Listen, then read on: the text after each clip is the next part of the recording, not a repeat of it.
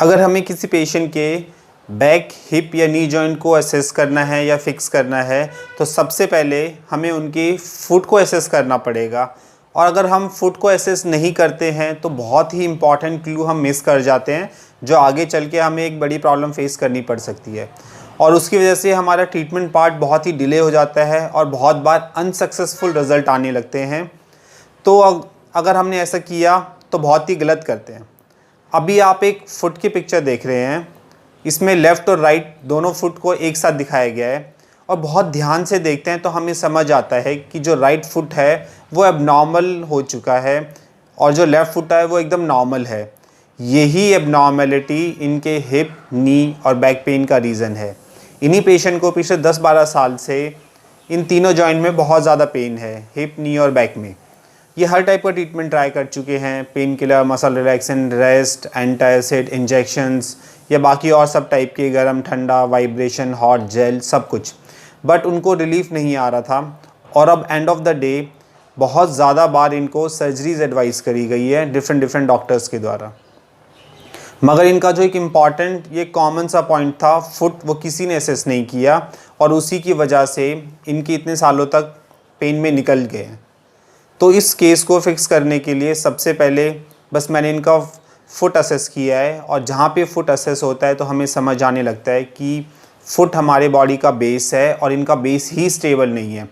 और इस फुट के ऊपर जितने भी जॉइंट है जैसे नी, हिप या बैक, वो सब ओवरडू कर रहे हैं, वो कंपनसेट कर रहे हैं इस एबनॉर्मेलिटी को। इस फुट की एबनॉर्मेलिटी को कंपनसेट करने की वजह से बाकी जॉइंट्स में पेन आने लगता है। तो सबसे पहले हमें बस इनके फुट को नॉर्मल पोजीशन में लाना पड़ेगा, एक नॉर्मल पैटर्न में इनको वॉक कराना पड़ेगा।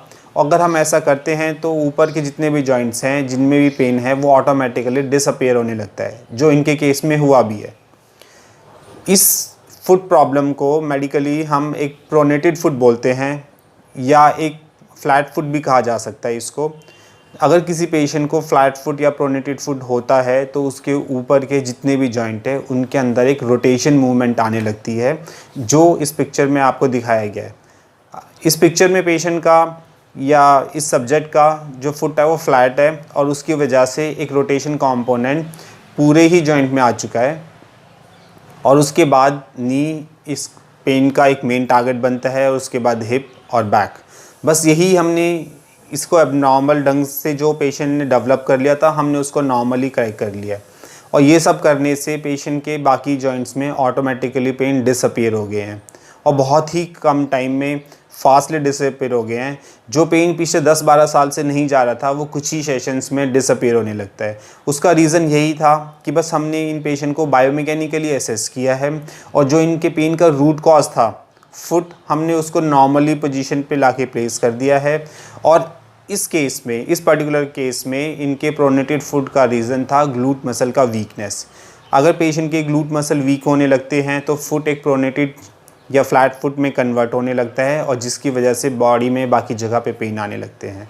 ये सिंपल सा ट्रीटमेंट था और इसकी वजह से एक लंबा टाइम इन्होंने पेन में निकाला है और बात सर्जरी तक की आ गई थी। तो बायोमैकेनिक्स एक बहुत ही सिंपल और ईजी टूल है केस को असेस करने के लिए, फिक्स करने के लिए। So this is the power of biomechanics. Thank you very much.